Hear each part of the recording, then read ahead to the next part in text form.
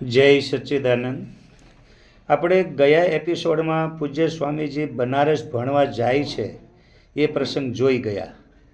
હવે એક પ્રસંગ બનારસ જતા પહેલાં એમણે પોતે જે એક બાળપણનો પ્રસંગ વસ્તડી ગામનો જોવા જેવો છે, સમજવા જેવો છે. તો એ પ્રસંગને આપણે પહેલાં નિહાળીએ, જોઈએ, કેમ કે બનારસ જતા પહેલાં એ પ્રસંગ સમજવો જરૂરી છે.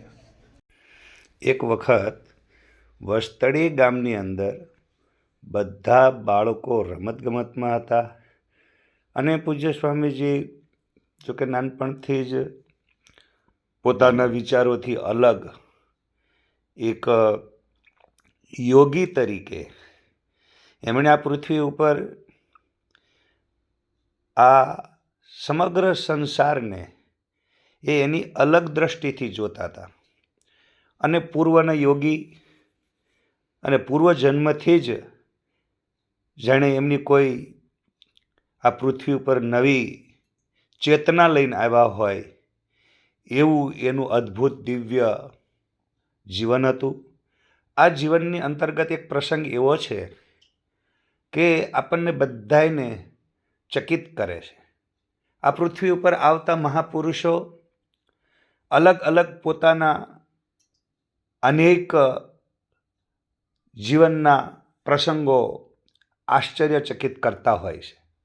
ખરેખર આ પૃથ્વી ઉપર જ્યારે કોઈ યોગ અને યુગ પુરુષ જેને કહી શકાય, તો યોગ દ્વારા યુગ પુરુષ એ પરિવર્તન, રૂપાંતરિત, બદલાવ લાવવા માટે આ પૃથ્વી ઉપર, આ ધરાતલ ઉપર એ અવતાર લેતા હોય છે. ભગવાન સાક્ષાત નારાયણ આ અવતાર કાર્ય પૃથ્વી ઉપર ધર્મને રક્ષા માટે અને ધર્મને મજબૂત બનાવવા માટે આ રીતે અવતારી પુરુષો અવતાર લઈને આવે છે. એની અંતર્ગત માધવાનંદ સ્વામીજીની આ એક અલગ પ્રતિભા જે આપણને બધાને આશ્ચર્યચકિત કરી અને એક જીવનની ધારામાં આપણને બધાને એ પ્રેરિત કરવા માટેની એ નાનપણની જ એક યોગ ધારા આપણે જોઈએ. એક વખત ઘટના એવી બની કે માધવાનંદ સ્વામીજી ભોગાવા નદીના કિનારે એક બહુ સરસ કૂવો હતો. એ કૂવામાંથી લોકો જૂના જમાનામાં પાણી પીવાનું ત્યાંથી લઈ જતા હતા અને નદીના કિનારે આ રીતે પ્રાચીન કાળની આપણી વ્યવસ્થા આ રીતની હતી. તો એક બેન ત્યાં પાણી ભરવા માટે આવ્યા, કૂવાના પાણી. તો એણે અચાનક જોયું કે માધવ અંદર પદ્માસન વાળીને જળમાં બેઠો છે. તો કૂવાના પાણી ઉપર પદ્માસન વાળીને બેસવું એ આશ્ચર્યચકિત થઈ અને બેન દોડતા ઘરે ગયા જીવામાને અને એના પિતા શામગરને વાત કરી કે જુઓ જુઓ, તમારો દીકરો પાણી ઉપર આસન વાળીને બેઠો છે. અને યોગી પુરુષની આ અદ્ભુત આવી અનેક દિવ્ય ઘટનાઓ આપણને આશ્ચર્યચકિત કરે છે.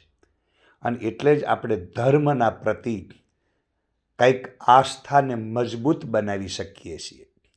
તો આ રીતે માધવાનંદ સ્વામીજી કૂવામાં બેઠેલા હતા. બધી પબ્લિક ગામની જોવા આવી. લોકોએ જોયું, માધવાનંદ સ્વામીજીને આવી અલગ પ્રતિભાને જોઈ બધા આશ્ચર્યચકિત થયા. અને આવી રીતે કૂવાનો આ પ્રસંગ જોયા પછીથી એના પ્રતિ ગામના લોકોની એક આશ્ચર્યકારક એ વ્યવહારની સાથે એને લોકો એક યોગ અને એક પ્રકારે એમ કહી શકાય કે યુગ પુરુષ તરીકે એમને લોકો વંદન કરવા લાગ્યા. એક દિવસ જ્યારે એના માતા પિતા બંને જ્યારે આ સંસારમાંથી વિદાય લઈને ગયા, ત્યારે માધવગર ત્યાંથી ભીમનાથ મહાદેવના મંદિર એના ભાઈ હરિગરને લઈને જાય છે. અને ત્યાં આ પ્રસંગ તો આપણે ગયા એપિસોડમાં જોઈ ગયા, પણ ત્યાં એમને અવધૂત બાપજીએ જે જ્ઞાન આપ્યું અને એને બનારસ જવાની જે પ્રેરણા આપી એ અદ્ભુત દિવ્ય પ્રસંગ છે. ત્યાં એમણે ઘણા બધા પ્રશ્નો જે પૂછ્યા એ પ્રસંગો આપણે જોઈ ગયા, પણ છતાંય અહીંયા આ પ્રસંગને આપણે નિહાળીએ. કેમ કે અવધૂત બાપજીએ એમને જે જ્ઞાન આપ્યું અને જે સમજણ આપી કે તું દેહ નહીં પણ દેહી, આ શરીર આપણું સ્વરૂપ નથી, આત્મા એ આપણું સ્વરૂપ છે. શરીર અને આત્માની વચ્ચે કઈ રીતનો સંબંધ છે? માણસ મરી જાય ત્યારે અંદરથી જીવ નીકળી જાય છે. એ ક્યાં જાય છે?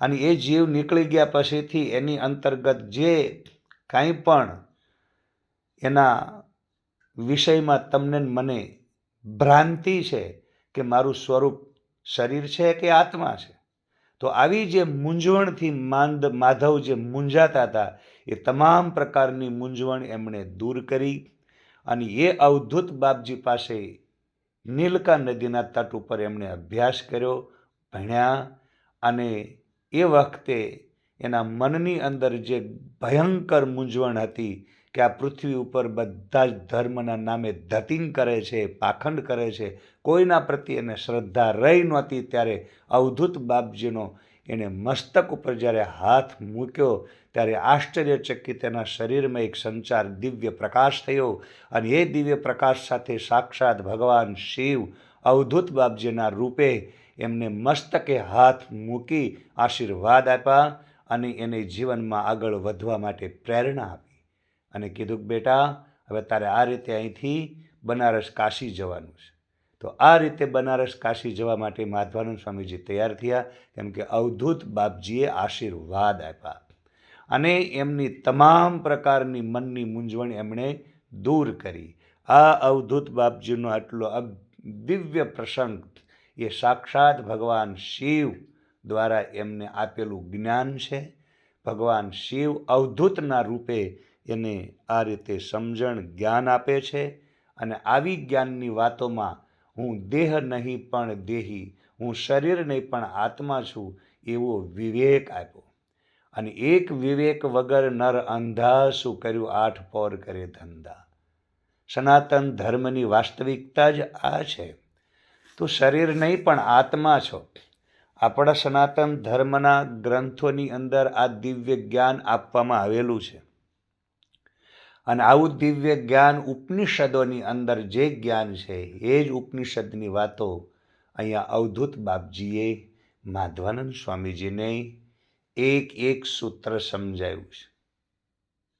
આ શરીરની અંદરથી જીવ જાય છે તો કઠોપનિષદ એમ કહે છે, યેયમ પ્રેતે વિચિકિત્સા લોકે નાયમ અસ્તિતિ ચૈકે. કોઈ એમ કહે છે કે આની અંદરથી જીવ જતો રહ્યો ને કોઈ કહે છે કે આમાં કાંઈ નથી, અને છે તો ક્યાં ગયો ને કેવી રીતે ગયો, કેમ ગયો, અને એ જીવ એ આત્મા એ શું છે? તો આ બહુ અદ્ભુત દિવ્ય જ્ઞાન વેદોની અંદર છે, ઉપનિષદોની અંદર છે. એને કાશીમાં ભણવા જઈ અને એ ઉપનિષદનું જ્ઞાન પ્રાપ્ત કરવાની પ્રેરણા આપી. માંડુક્ય ઉપનિષદની અંદર માત્ર ને માત્ર 12 મંત્રો છે અને આ 12 મંત્રની અંદર આ માંડુક્ય ઉપનિષદની અંદર આપણા સ્થૂળ સૂક્ષ્મને કારણ એ 3 શરીરની ચર્ચા કરેલી છે અને એમાં ઓમ ઇત્યતદ અક્ષરમ ઇદમ સર્વમ તસ્યોપ વ્યાખ્યાનમ ભૂતમ ભવદ ભવિષ્યદ ઇતિ, આ પહેલો જ મંત્ર છે અને એના દ્વારા જીવ કેવી રીતે પોતાના તમામ પ્રકારના દુઃખમાંથી મુક્ત થઈ શકે છે, તમામ પ્રકારના આ સંસારના જે વ્યવહારો છે એનાથી એ જળ કમળવત અલગ જિંદગી કેવી રીતે જીવી શકે છે અને અનુભવથી એ પોતાના સ્વરૂપની અંદર કેવી રીતે રહી શકે છે, એ તમામ પ્રકારનું જ્ઞાન બનારસ કાશી ભણવા ગયા અને ત્યાં એમણે આ જ્ઞાન પ્રાપ્ત કર્યું અને એ જ્ઞાન પ્રાપ્ત કર્યા પછી પોતાના અનુભવો એમણે પુનઃ ગુજરાત આવી અને આનો પ્રચાર પ્રસાર શરૂ કર્યો. તો અહીં સુધી આપણે આ એપિસોડને રાખીએ છીએ. બોલ સચ્ચિદાનંદ ભગવાન કી જય.